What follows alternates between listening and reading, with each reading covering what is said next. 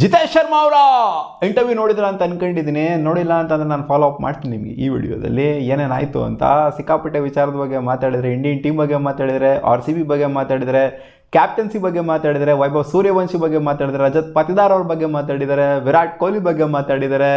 ಇನ್ನೂ ಹಲವಾರು ಮ್ಯಾಟರ್ಗಳು ಡಿಸ್ಕಸ್ ಆಗಿದೆ ಈ ಒಂದು ಇಂಟರ್ವ್ಯೂಯಲ್ಲಿ. ಫನಿ ಇಂಟರ್ವ್ಯೂ ಆಗಿತ್ತು. ಮೆಟ್ಟು ಕೂಡ ಎತ್ಕೊಂಡಿದ್ದಾರೆ ಕೈಗೆ ಟ್ರಿಗರ್ ಮಾಡಿದಾಗ.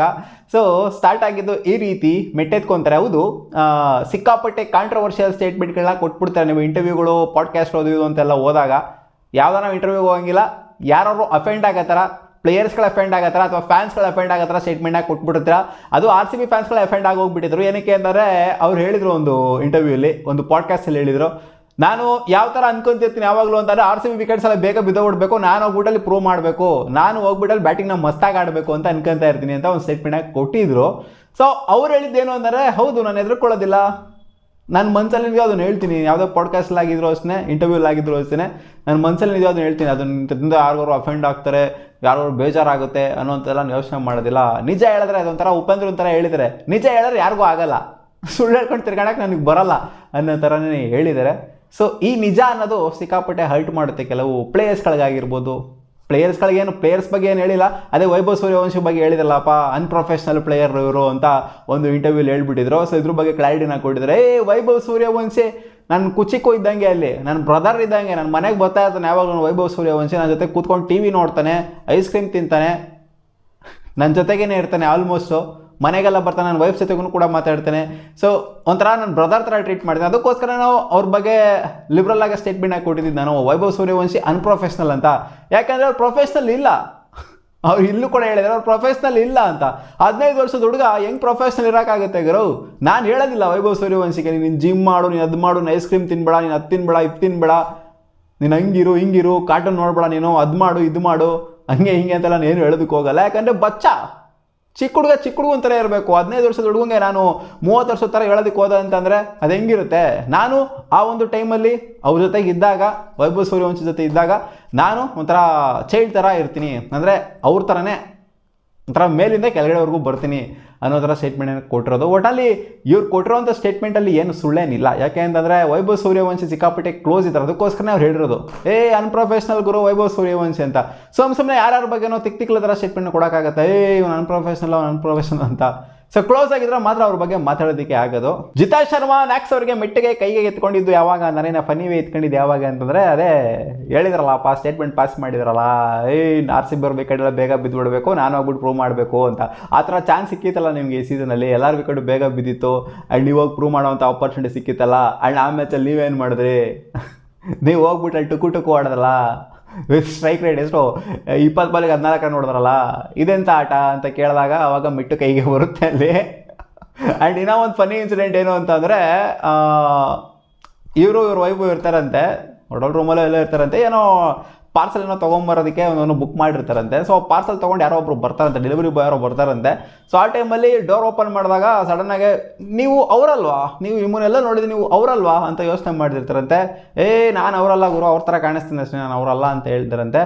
ಆಮೇಲೆ ಡೆಲಿವರಿ ಬಾಯ್ ವೆಯ್ಟ್ ಮಾಡ್ತಾನೆ ಇರ್ತಾರಂತೆ, ಇವ್ರು ಅವರೇ ಅಂತ. ಅಂದರೆ ಜಿತೇಶ್ ಶರ್ಮನೆ ಅಂತ ಅಂದ್ಕೊಂಡು ವೆಯ್ಟ್ ಮಾಡ್ತಾ ಇರ್ತಾರಂತೆ.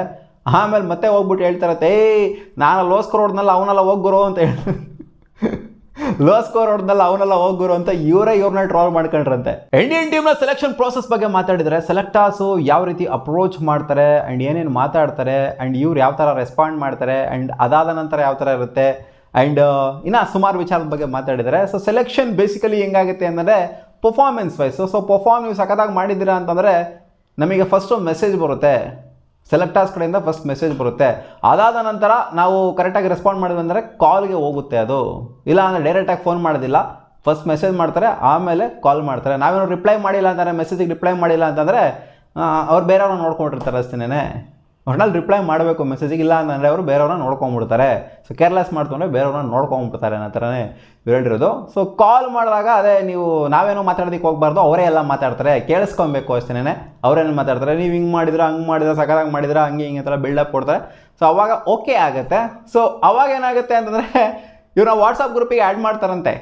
ಸ್ಕ್ವಾಡಿಗೆ ಸೆಲೆಕ್ಟ್ ಆಗ್ತಾ ಇದ್ದಂಗೆನೇ, ಟೀಮಲ್ಲಿ ಇದ್ದಂಗೆನೇ ವಾಟ್ಸಪ್ ಗ್ರೂಪಿಗೆ ಆ್ಯಡ್ ಮಾಡ್ತಾರಂತೆ.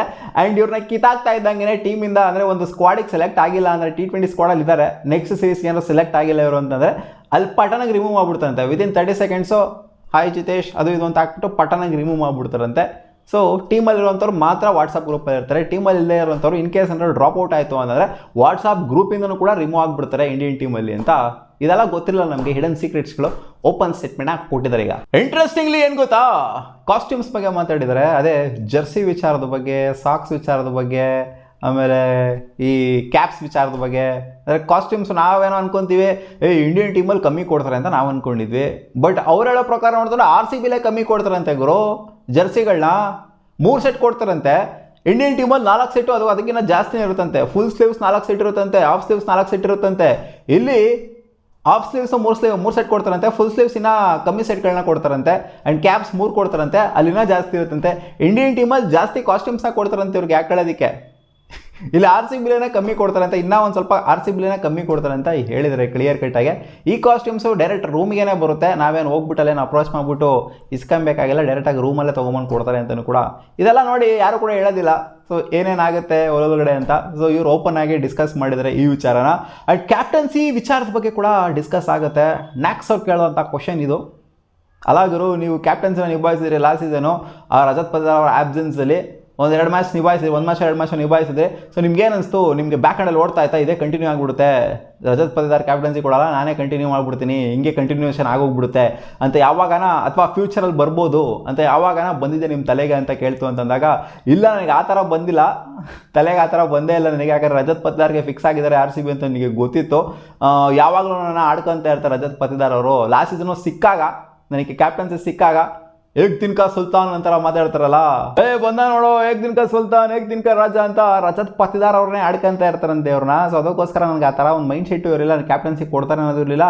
ಆ್ಯಂಡ್ ಅದು ಕಂಟಿನ್ಯೂ ಆಗುತ್ತೆ ಅಂತಲೂ ಕೂಡ ನನಗೆ ಬರ್ತಾನೂ ಇರಲಿಲ್ಲ. ಇವ್ರು ಆಡ್ಕೊಂಡೇ ಸಾಕಾಗಿತ್ತು ನನಗೆ. ಏಕ್ ದಿನಕ ಸುಲ್ತಾನ್ ಏಕ್ ದಿನಕ ರಾಜ, ಒಂದಿನ ಆಟ ಆಡೋನು ಅಂದರೆ ಒಂದಿನ ಕ್ಯಾಪ್ಟನ್ಸಿ ನಿಭಾಯಿಸಿ ಒಂದಿನದ ರಾಜ ಅಂತ ಹೇಳ್ತಿರಲ್ಲ. ಸೊ ಆ ಥರ ಆದರೆ ಒಂದಿನ CM ಯಾರೋ ಆಗಿರೋಂಥ ಯಾವುದೋ ಒಂದು ಫಿಲಮಲ್ಲಿ ಅದನ್ನೇ ತೊಗೊಂಬಿಟ್ಟು ಆ ಒಂದು ಟೈಟಲ್ ಕೊಟ್ಬಿಟ್ಟು ಆಡ್ಕೊಂತ ಇದ್ರಂತೆ ಇವರಿಗೆ. ಸೊ ಇವರು ಸಿಕ್ಕಾಪಟ್ಟೆ ಡಿಸ್ಕಸ್ ಮಾಡ್ತಾರಂತೆ ರಜತ್ ಪತಿದಾರ್ ಜೊತೆಗೆ. ಬೇಸಿಕಲಿ ಯಾವ ರೀತಿ ಡಿಸ್ಕಸ್ ಮಾಡ್ತಾರೆ ಅಂದರೆ, ಕ್ರಿಕೆಟ್ನ ಹೊರತುಪಡಿಸಿ ನೋಡ್ತು ಅಂತಂದರೆ ಸಿಕ್ಕಾಪಟ್ಟೆ ಡಿಸ್ಕಸ್ ಮಾಡ್ತಂತೆ. ಇನ್ವೆಸ್ಟ್ಮೆಂಟ್ಸ್ ರಿಲೇಟೆಡು ಡಿಸ್ಕಸ್ ಮಾಡ್ತಾರಂತೆ. ಯಾವುದು